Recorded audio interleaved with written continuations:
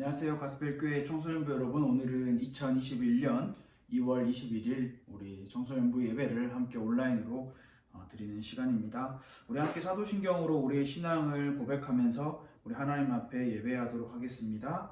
전능하사 천지를 만드신 하나님 아버지를 내가 믿사오며 그 외아들 우리 주 예수 그리스도를 믿사오니 이는 성령으로 잉태하사 동정녀 마리아에게 나시고 본디오 빌라도에게 고난을 받으사 십자가에 못 박혀 죽으시고 장사한 지 사흘 만에 죽은 자 가운데서 다시 살아나시며 하늘에 오르사 전능하신 하나님 우편에 앉아 계시다가 저리로서 산자와 죽은 자를 심판하러 오시리라. 성령을 믿사오며 거룩한 공회와 성도가 서로 교통하는 것과 죄를 사하여 주시는 것과 몸이 다시 사는 것과 영원히 사는 것을 믿사옵나이다. 아멘.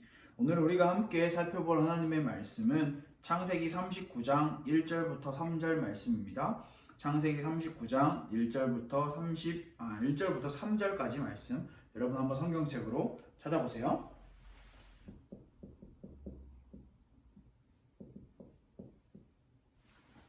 창세기 39장 1절부터 3절 말씀을 통해서 오늘은 요셉이라고 하는 인물을 통해서 우리가 함께 말씀을 나누는 시간을 가져보도록 하겠습니다.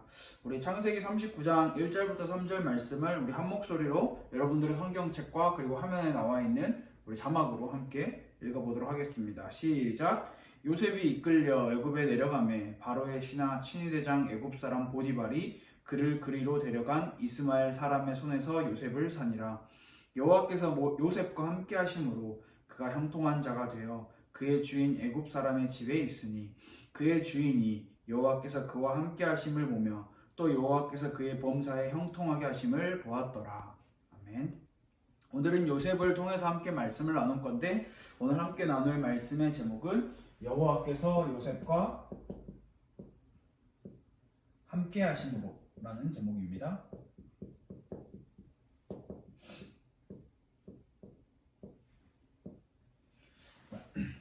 우리가 지난주에 말씀을 나눴던 야곱이라고 하는 인물보다 어쩌면 우리에게 더 익숙하고 친숙하고 성경에서 굉장히 유명한 인물인 요셉의 이야기를 말씀을 함께 나누도록 하겠습니다. 우리가 노예로 팔려간 요셉, 총리가 된 요셉, 우리가 정말 익숙하게 알고 있는 내용들인데요. 오늘 말씀을 통해서 요셉이 가지고 있었던 믿음과 그 요셉이 가지고 있었던 그 신앙에 대해서 우리가 한번 생각해보는 시간을 가져보면 좋을 것 같아요. 그래서 오늘 또 처음으로 한번 요셉이라고 하는 인물이 어떤 삶을 살았는지 요셉의 생일을 우리가 한번 같이 찾아보고 또 생각해보면 좋을 것 같아요. 쉽게 말하면 지금 여러분의 아마 나이대였을 거 아마 여러분보다 더 어린 나이대. 그래서 보통 요셉은 이제 어릴 때라고 표현을 하는데 한 청소년 초반기를 생각을 하면 이때 요셉의 인생은 그야말로 아버지 야곱에게 엄청난 많은 사랑을 받았다라고 우리는 생각을 할 수 있어요. 성경은 아버지 야곱이 다른 자녀들보다 요셉을 더 사랑했다라고 기록을 하고 있기도 해요. 하지만 여기까지가 끝이었어요. 네. 그 이후로 보여지는 요셉의 인생에는 아무리 우리가 눈 씻고 찾아봐도 사랑, 축복이라는 내용은 찾아볼 수가 없을 정도로 어려움과 억울함과 오해가 가득한 인생이었어요. 아버지 밑에서 사랑을 받고 나름 왕자 대우를 받으면서 채색 옷까지 입었던 요셉이지만 그는 그의 형들, 남이 아니에요. 가족이에요. 형들로 인해서 노예가 되죠. 노예로 팔려간 요셉은 아마 채색 옷을 입고 있었던 요셉은 아무것도 입지 못했겠죠. 노예의 신분으로서. 노예로 팔려간 그 보디발의 집, 이 노예로 팔려간 오늘 함께 읽었던 성경 말씀에 등장하는 이 보디발의 집에 요셉이 가서 굉장히 성실하게 근면성실함을 유지하고 거기서 굉장히 자신의 할 수 있는 것을 최선을 다해서 하면서 보디발에게 인정을 받아요. 그 주인에게 갑자기 노예로 팔려갔는데 좀 괜찮아지는 것 같네 라고 생각을 하는데 여기서 진짜 요셉의 인생에 엄청난 큰 위기를 봉착하게 되죠. 그 위기가 바로 무엇이었나요? 바로 보디발 아내의 유혹이었어요. 이 보디발 아내의 유혹은 우리가 너무나 잘 아는 사건이잖아요. 그 자리에서 요셉은 어떤 선택을 했나요? 도망갔어요. 도망간 요셉의 결과 어떻게 되었죠? 바로 감옥으로 들어간 죄수의 신분이 되어버렸어요. 감옥으로 들어가서 요셉은 한순간에 죄수가 되어버렸다라는 것을 우리는 생각을 할 수 있어요. 누가 보더라도 정말 억울한 고통이에요. 누가 보더라도. 그리고 누가 보더라도 요셉은 아무 잘못이 없는데 요셉은 이 감옥의 죄수로 들어가게 되죠. 이로 이제 한 시간이 조금 지나고 요셉이 바로 왕을 만나게 되죠. 바로 왕의 꿈, 바로라는 인물이 등장을 하면서 이 바로 왕의 이 꿈을 해석함으로 요셉이 총리가 되었다라는 게 우리가 알고 있는 요셉의 이야기고, 그 요셉이 총리가 되어서 행했던 일들도 그 형제들을 자신의 가족들을 다시 만난 이야기도 우리는 정말 잘 알고 있는 거죠. 여기까지가 요셉의 생애예요. 요셉의 전 생애를 한마디로 뭐라고 설명을 할 수 있을까요? 요셉의 생애를 정리를 하자면, 약간 인생을 한 줄로 정리할 수는 없겠지만 한 줄로 정리하자면 우리는 뭐라고 이야기를 할 수 있을까? 요셉의 생애 결코 쉽지 않았어요. 요셉의 생애 억울함 그리고 오해가 가득한 인생이라고 생각을 할 수 있겠죠.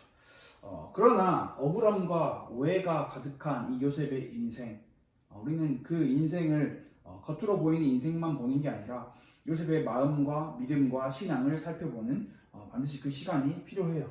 자, 오늘 말씀의 제목처럼 하나님께서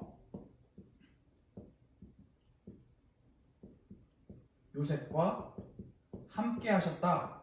이 사실이 바로 요셉의 인생을 관통하는, 요셉의 삶을 설명할 수 있는 아주 중요한 내용인데요. 요셉은 뭐라고 이야기를 할 수 있냐면 바로 내가 아니라 하나님께서 라고 정리를 할 수 있어요. 여러분, 이 말이 어디에 나와 있는 말이라고 혹시 알고 있나요? 요셉은 바로 왕에게 불려가죠. 죄수로 감옥에 있다가 바로 왕의 꿈을 해석하기 위해서 바로 왕 앞에 나아가게 되었어요. 바로 왕 앞에 나아간 요셉은 자신의 억울함을, 자신이 어떤 오해를 받았으며 내가 얼마나 그동안 억울했는지, 내가 그동안 얼마나 힘들었는지, 내가 얼마나 부당하게 노예로 팔려왔는지 여러 가지의 말을 할 수 있었겠죠. 그리고 꿈을 해석하기 위해서 바로 왕 앞에 선 요셉은 그 바로 왕에게 내가 당신의 꿈을 해석해 줄 테니 나에게 무엇을 줄 것이냐 라고 하는 그런 딜도 내걸 수 있었어요. 하지만 요셉은 바로 왕 앞에 가서 뭐라고 이야기를 했냐? 바로 창세기 41장 16절에 기록된 말씀이에요. 내가 아니라 하나님께서. 요셉은 언제나 어느 순간에나 어떤 환경에나 하나님이라는 존재를 의식하고 하나님을 바라봤다라는 것을 우리는 생각을 할 수 있어요. 성경 어디에도 요셉이 하나님을 원망했고 저주했고 배교했고 배신했다 이런 말이 기록되어 있지 않아요. 두 번째로 요셉의 인생을 생각했을 때, 요셉의 신앙을 생각했을 때 요셉은 하나님이 전부였어요. 모든 것이었어요. 우리는 요셉의 인생을 주목할 때 주로 무엇을 보나요? 바로 노예로 팔려간 요셉, 감옥에 들어간 요셉, 총리가 된 요셉. 네, 그렇죠. 우리가 주목하는 것은 눈에 보이는 환경과 상황과 그 현실을 주목을 하죠. 하지만 우리는 요셉의 인생 스토리를 보면서 요셉이 처한 환경이나 현실을 주목하는 것이 아니라 요셉이 믿고 의지했던 그 존재를 우리는 주목을 해야 하는 거예요. 그 존재가 바로 누구였냐? 바로 하나님이었다라는 사실을 우리는 주목을 해볼 필요가 있어요. 그래서 요셉은 항상 하나님께서 계신다라는 사실을 느꼈어요. 그것을 뭐라고 표현을 하냐면 요셉은 항상 하나님의 임재를 느꼈다라고 생각을 할 수 있어요. 요셉은 하나님께서 자기의 가까이 계시고 항상 자신을 지켜보고 계신다라는 사실을 인식하는 사람이었어요. 그 이유를 어떻게 찾을 수 있냐면 요셉은 모든 순간마다 하나님을 버릇처럼 고백했어요. 하나님께서 요셉의 입에 항상 붙어있는 말이 하나님이라는 말이었어요. 가식적으로 이야기를 한 게 아니라 하나님이라는 그 실제적 존재가 요셉의 마음과 영혼 그리고 요셉의 삶을 두르고 있었다라고 우리는 생각을 해볼 수가 있었어요. 그리고 세 번째로 요셉은 지혜를 가지고 있었다라고 생각을 할 수 있어요. 왜냐하면 요셉이 총리가 되고 나서 그 7년의 그 환란, 기근, 가난, 고통을 예상하고 그리고 또 그 풍년을 예상하면서 굉장히 지혜로운 정책을 써서 애굽이란 나라를 엄청난 부강한 국가로 이렇게 만들죠. 근데 여기서 제가 이야기하고 싶은 거는 요셉이 가지고 있었던 지혜를 그런 세상적으로 이렇게 부흥을 시키고 부강하게 만드는 지혜를 이야기하고 싶은 것이 아니라 바로 요셉이 가지고 있던 지혜 가운데 우리가 굉장히 주목해야 할 지혜가 뭐냐면 바로 침묵이라는 지혜예요. 침묵이 무슨 뜻인지 알죠? 말을 안 하는 거죠. 그냥 입을 탁 다물고 있는 거예요. 여러분 말하는 게 얼마나 쉬워요? 말하는 게 정말 쉬워요. 아는 것을 말하는 것은 정말 쉽고요. 근데 요즘 같은 세상은 모르는 것을 혹은 없는 것도 마치 알고 있는 것처럼 말하는 게 지혜인 마냥 살아가는 게 우리의 세상이고 그게 이 시대의 흐름이에요. 어쩌면 말만 잘해도 팔자를 바꿀 수 있다라고 말할 정도로 굉장히 말하는 게 굉장히 중요한 스킬이 되었고 굉장히 말하는 게 굉장한 실력이 되었고 그 사람의 어떤 재능이라고 생각까지 하는 시대를 살아가고 있잖아요. 우리가 마찬가지로 말하는 건 정말 쉬워요. 하지만 침묵하는 건 정말 어렵다라는 사실. 요셉은 자신이 처한 정말 억울한 상황에서 보디발의 아내에 대해서 한마디도 하지 않았어요. 나는 아무 잘못이 없어요. 그냥 그 보디발의 아내가 와서 자신을 유혹했고 자신의 뜻대로 되지 않으니까 나를 그렇게 누명을 씌웠다, 나에게 오명을 씌웠다라고 이야기를 할 수 있었지만 한마디도 하지 않았어요. 우리는 요셉이 아무런 잘못을 하지 않았다는 것을 알고 있죠. 하지만 그 당시에 요셉이 아무 말도 하지 않고 침묵을 지키고 있던 상황에 그 누가 요셉이 아무 잘못을 하지 않았다라고 생각을 했을까요? 모두가 요셉이 잘못을 했다라고 생각을 하며 그 보디발의 아내의 어떻게 보면 꾀에 넘어가는 거죠. 굉장히 답답하죠. 요셉, 너무 답답해. 거기서 뭐라고 말을 해야 감옥에도 안 들어갔을 거고 거기서 뭐라고 말을 했어야 살아남았을 거 아니야 라고 우리는 생각을 할 수 있죠.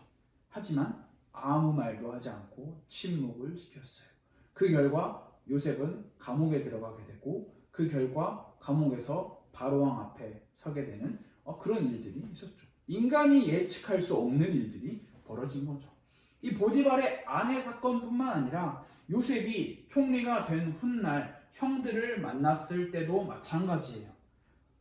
형들, 왜 그때 나를 구덩이에 빠쳤습니까? 왜 그때 나를 팔았습니까? 라고 원망하고 저주할 수 있어요. 그리고 지금은 요셉이 총리가 된 지금은 위치가 완전히 바뀌었기 때문에 요셉이 말 한마디만 하면 그 형들을 구덩이에 빠졌다가 건졌다가 빠졌다가 건졌다가 그리고 그 사람들 다 노예로 만들어 버릴 수도 있는 그런 엄청난 능력과 힘을 가지고 있는 존재가 바로 요셉이었기 때문에 요셉이 얼마든지 형들을 향해 복수할 수 있었어요.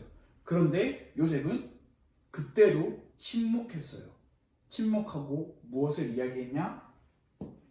하나님을 이야기했어요. 성경은 뭐라고 기록을 하고 있냐면 창세기 45장 5절에 이렇게 기록을 하고 있어요. 당신들이 나를 이곳에 팔았다고 해서 근심하지 마소서. 한탄하지 마소서.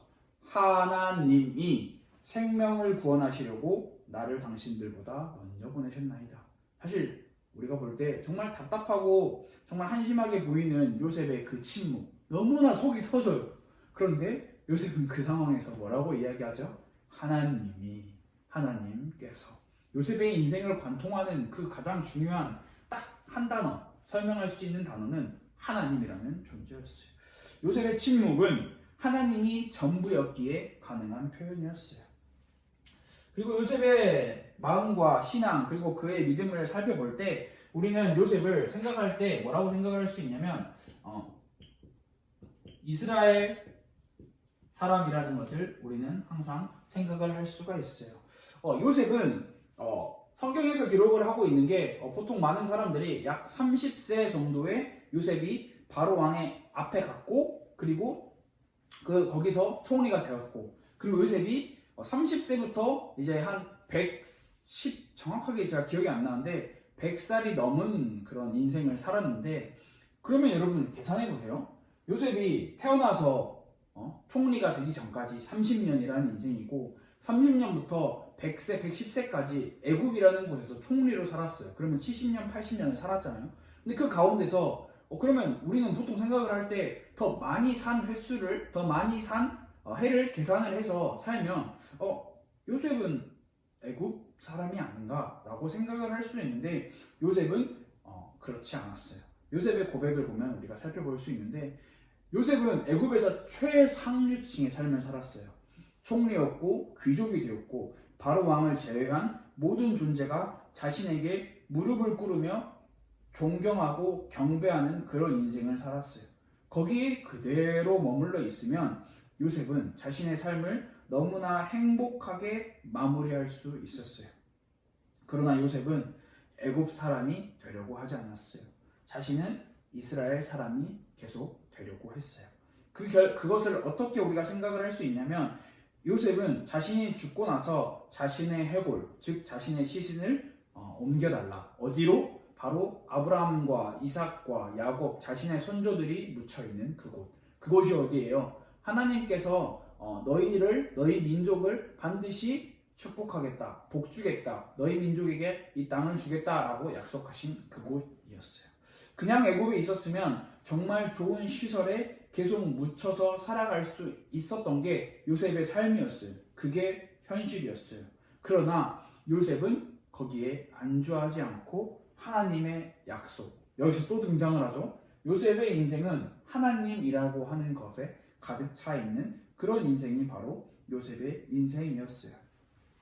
자, 이게 바로 이게 요셉의 생애고요. 노예, 위기, 보디바라 아내를 통해서 만나게 된 위기, 그리고 감옥에 끌려간, 그리고 바로 왕을 만나 꿈을 해석한, 이게 바로 요셉의 생애라고 우리는 생각을 할 수 있고, 요셉이 가지고 있었던 신앙, 요셉이 가지고 있었던 믿음의 이유, 바로 하나님, 하나님, 하나님, 하나님. 하나님이 바로 요셉의 이유였어요. 그래서 우리는 이 요셉의 이야기를 통해서 말씀을 이제 우리의 삶에 가져와야죠. 여러분의 삶에, 우리의 삶에 이 요셉이라고 하는, 요셉이 가지고 있었던 그 믿음의 말씀을 우리가 이렇게 같이 우리의 삶에 적용할 수 있어야죠.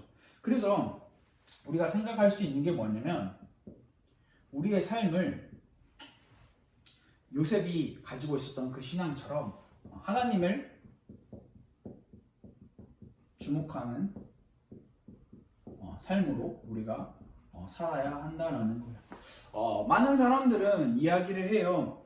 인간이 이것을 발전을 이루어냈고 인간이 이것을 만들어냈고 인간이 이러한 결과를 나타냈다. 많은 역사적으로, 많은 시대적으로 많은 사람들이 인간의 어떠한 그런 힘과 인간의 어떠한 그런 능력을 굉장히 강조를 하죠. 인간이 그렇지 못했다라는 건 또 아니거든요. 그러나 우리가 정말 잘 기억해야 하는 게 뭐냐면 여러분, 역사는 우리가 지금 살아가고 있는 이 시대, 그리고 앞으로 살아갈 시대, 그리고 지나온 시대, 그것이 역사라고 표현을 하잖아요. 그 역사는 인간의 힘 때문에 굴러가는 게 아니라 바로 무엇 때문에 굴러가냐? 하나님의 고침 때문에 흘러간다는 사실을 우리는 기억을 해야 돼요. 인간은 계속해서 반복적으로 실수를 해요. 성경의 구약 역사에서부터 지금 21세기를 살아가는 우리의 이 삶까지 인간은 계속적으로 반복적인 실수를 해요. 무슨 실수? 하나님의 명령을 거역하는 실수. 하나님의 명령을 따르지 않는 실수. 그때마다 무엇이 있었나요? 그러면 하나님께서는 그런 역사를 운행하시고 역사를 진행시키시는 과정에서 인간이 하나님의 말씀을 순종하지 않아. 그런 모든 인간을 싹 멸해버려야 돼. 물론 구약 성경에 보면 그런 사건들도 정말 많이 나타나죠. 지금도 많은 사람들이 죽기도 하고 어려움을 당하기도 하는 시대를 살아가고 있죠. 그러나 우리가 주목해야 할 것은 거기에만 있는 것이 아니라 하나님께서는 그 어려움과 인간들의 반복되는 실수 가운데서 무엇을 바라보고 계시냐면 자기 백성, 바로 남은 자들이 돌아오게 하시는 하나님의 고침이 있다라는 사실을 우리는 그것을 바라봐야 해요. 그게 바로 하나님을 주목하는 삶이에요. 요셉의 인생에 많은 사건과 문제와 어려움이 있었지만 요셉에게 중요한 것은 무엇이었다? 바로 하나님이었다. 하나님을 주목하였기 때문에 요셉이 자신의 어려움과 힘듦과 고난 가운데서 이겨낼 수 있었다라는 거예요. 고통당하고 배신당하고 누명을 쓴 억울함이 가득해서, 너무나 가득해서 이게 억울함이 막 넘쳐 흘러요. 요셉의 인생을 보면. 그런데 그 요셉의 인생은 하나님께서 돌보시는 인생이었다. 요셉의 입에서는, 요셉의 삶에서는 계속 하나님이 입버릇처럼, 하나님이 자신의 삶의 버릇처럼, 습관처럼 나타났고 전달되었다라는 것을 우리는 생각을 할 수가 있어요. 하나님은 요셉을 잊지 않으셨어요. 하나님만 요셉을 잊지 않으신 게 아니라 요셉도 하나님을 잊지 않으셨어요. 우리는 우리의 삶에 꿈꾸고 있는 게 있어요. 그게 바로 반전이에요. 지금의 상황에 반전을 꿈꾸는 사람들이 있어요. 그래서 우리가 뭐 선택을 하죠. 이거 하면 내 삶이 바뀔 거야. 이거 하면 내 삶이 새롭게 시작될 거야. 그래서 더 악착같이 일하고 공부하기도 해요. 그런데 세상에 나가보면 이 삶의 반전을 위해서 서로를 짓밟고 헐뜯고 저 사람보다 더 높은 위치에 올라가기 위해서 남을 비하하고 속이고 음해하기까지 해요. 삶의 반전을 꿈꾼다는 이유로. 그러나 여러분 잘 기억해야 하는 게 뭐냐면 우리의 삶의 반전, 지금 우리의 삶이 완전 180도 달라질 수 있는 그런 반전이 어디에 있냐? 우리는 인간의 손에 있다라고 생각을 하지만 삶의 반전은 여러분 하나님의 손에 있어요. 하나님의 손에 있어요. 삶의 과정에서 누군가 나를 잊어버리고 나를 무시하고 나를 배신할 수 있어요. 마치 요셉처럼. 그러나 그게 요셉의 인생에 무슨 상관이었을까요? 그래요. 요셉이 위기를 만났을 때, 노예로 팔려갔을 때, 감옥에 갔을 때 요셉이 좌절했겠죠. 힘들었겠죠. 낙심했겠죠. 낭만했겠죠. 정말 슬피 울고 또 힘들고 그 힘듦과 고통을 그 누가 생각할 수 있었을까요? 아무도 생각할 수 없어요. 그런데 요셉에게는 그게 무슨 상관이었을까요? 우리가 살펴볼 때, 우리의 기준과 우리의 시선으로 살펴볼 때, 아, 요셉 정말 안 됐다. 요셉 정말 딱하다. 아, 요셉 정말 불쌍하다라고 생각을 할 수 있지만 요셉이라고 하는 존재에게는 그게 무슨 상관이었을까요? 요셉을 나중에 만나면 꼭 물어보고 싶어요. 어떨 때 가장 힘들었나요? 어쩔 때 가장 힘들었나요? 요셉이 뭐라고 대답할까요, 여러분? 정말 힘든 순간이 많았지만 그 어느 순간에도 하나님을 배교하고 하나님을 배역하고 하나님을 원망하지 않았던 이유가 무엇이었을까요? 정말 물어보고 싶어요. 요셉이 가지고 있었던 그 마음. 우리는 성경을 통해서 확인할 수 있죠. 바로 하나님이라고 하는 존재가 자신의 삶의 유일한 주목의 대상이었고 또 요셉에게는 유일한 위로의 대상이 바로 하나님이었기 때문에 그렇지 않았을까라고 생각을 할 수가 있어요. 요셉의 인생을 우리가 이렇게 살펴보며 나눠볼 수 있었죠. 요셉의 인생은 하나님이라고 하는 존재가 전부였어요. 우리 인생도 마찬가지예요. 우리의 인생에 하나님이 위로가 되는 삶, 그 삶을 우리는 살아가고 추구해야 하는 거예요. 우리가 꼭 기억해야 할 게 무엇이냐면 하나님은 지금도 살아계시며 모든 것을 인도하고 계신다라는 사실을 우리는 꼭 기억을 할 필요가 있어요. 요셉과 함께 하셨던 하나님, 그 하나님이 우리와 함께 하신다라는 사실. 우리는 사람을 주목하는 것이 아니라 바로 하나님을 주목하는 삶을 살아야 해요. 우리는 사람을 주목하다가 보면 어느 순간에 하나님을 놓치게 된다는 사실을 우리는 꼭 기억을 해야 하는 거예요. 요셉은 자신의 삶을 애굽이라는 곳에서 만족하고 거기서 많은 것을 얻고 누렸지만 거기서 모든 것을 자신의 인생을 끝내고자 하지 않았어요. 여전히 자신은 하나님의 언약을 기억했고 하나님의 말씀을 따랐고 하나님의 음성에 귀를 기울이는 삶이 바로 요셉의 삶이었어요. 요즘 같은 세상을 살아가다 보면 우리가 앞으로 저와 여러분들이 함께 살아갈 세상을 보면 예수 믿는 사람들이 세상에 나가서 성공하는 그런 이야기들을 많이 들을 수도 있어요. 근데 여러분들도 세상에 나가서 성공을 해야죠. 성공을 하면 정말 좋죠. 우리의 어떻게 보면은 사실 하나님을 주목하는 삶보다 내가 세상에 나가서 성공하는 게 우리의 주목의 대상이 되는 경우가 정말 많죠. 그러나 우리가 정말 잘 세 번이나 강조하는 이 내용처럼 주의해야 할 게 무엇이냐면 우리가 성공을 바라보면서 주의해야 할 게 무엇이냐면 세상에서 잘 되는 사람들에게는 정말 이게 위험한 말일 수도 있지만 물론 모든 사람이 그렇다는 건 아니에요. 그렇지 않은 신실한 믿음의 선배들도 존재해요. 그러면 참 아이러니하게 위험하게도 어렸을 때부터 신앙생활을 하면서 하나님을 믿는다라고 표현을 했던 그런 신앙인들이 세상에 나가서 잘 돼요. 성공을 해요. 그러자 더 이상 하나님이 필요가 없게 되는 거예요. 주일마다 시간을 내어서 예배당에 와서 예배를 드리는 시간이 너무 아까운 거예요. 이게 모든 사람을 비난하고 비하하고 비판하자는 이야기가 아니에요. 어쩔 수 없이 자신의 삶 때문에 예배를 드리지 못하는 그런 사람들도 많다는 걸 정말 알아요. 그러나 이것은 그런 이야기가 아니라 성공을 쫓아가다 보면 하나님을 놓치게 돼버린다는 사실. 더 나은 상류 사회로 가기 위해서 내 신앙의 기준이 하나님이 아닌 성공 그리고 관계가 되어버린다는 것. 그래서 이렇게 이야기를 하는 경우도 있죠. 교회를 어디 가는 게 뭐가 중요해? 그 교회가 어떤 말씀을 전하는지가 뭐가 중요해? 그 교회가 어떤 신앙의 모범과 규칙을 따르는지가 뭐가 중요해? 그 교회 가면 누가 있는지가 더 중요하지. 그 누구는 어떤 말씀을 전해주는 우리에게 말씀을 공급해주는 그런 대상을 이야기하는 게 아니라 나를 더 높은 데로 이끌어줄 수 있는 그런 대상을 이야기를 하는 거예요. 나한테 도움 있는 사람이 있어? 그럼 나 거기로 갈래. 이 도움이 내 영혼의 내 신앙을 채워주는 그 도움이 아니라 나를 세상에서 더욱더 성공의 길로 이끌어주는 그 도움을 찾아 떠나간다는 거예요. 그게 신앙생활인가요, 여러분? 그거는 신앙생활이 아니에요. 너무 위험한 거예요.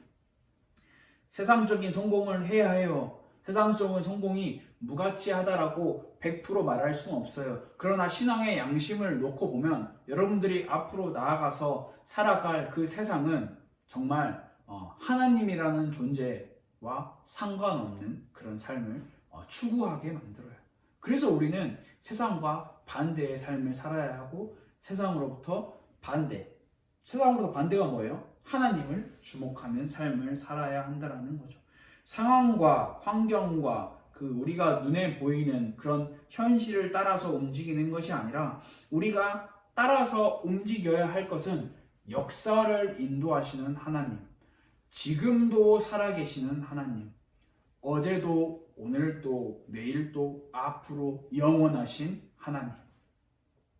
세상의 모든 신들이 다 내가 신이다, 내가 하나님이다 라고 이야기를 하는데 성경은 분명하게 기록을 하고 있어요. 그 세상이 모든 신들은 다 헛된 우상들이다. 오직 하나님만 유일하신 전능자, 유일하신 창조주, 유일하신 구원자이시다라고 이야기를 하고 있어요. 무엇이 신앙의 기준이 되어야 하며 무엇이 우리의 신앙에 정말 필요한 것이 되어야 하는지. 그래서 우리가 이 기준이라는 것을 정말 잘 세워야 하는 거예요. 우리의 신앙의 기준 다른 게 있는 게 아니에요. 하나님을 주목하는 삶. 요셉은 그토록 어려웠던 삶의 순간을 다 겪고 자기가 최고의 자리가 되었을 때 그때도 하나님을 바라봤어요. 자신의 인생이 자신의 것이 아니라고 생각을 한 거죠. 하나님이 나를 지금까지 여기까지 인도하셨다라고 생각을 한 거죠. 말씀을 마치겠습니다. 우리가 이번 주 한 주간 동안 함께 기도하고 함께 말씀을 통해서 우리가 함께 생각해 봐야 할 부분이 뭐냐면 하나님이 과연 우리의 삶에서 내가 주목하고 있는 대상이 맞는가 확인을 해봐야 해요. 그래서 하나님은 우리와 함께 해주세요. 하나님 지금도 하나님께서 살아계심을 믿게 해주세요.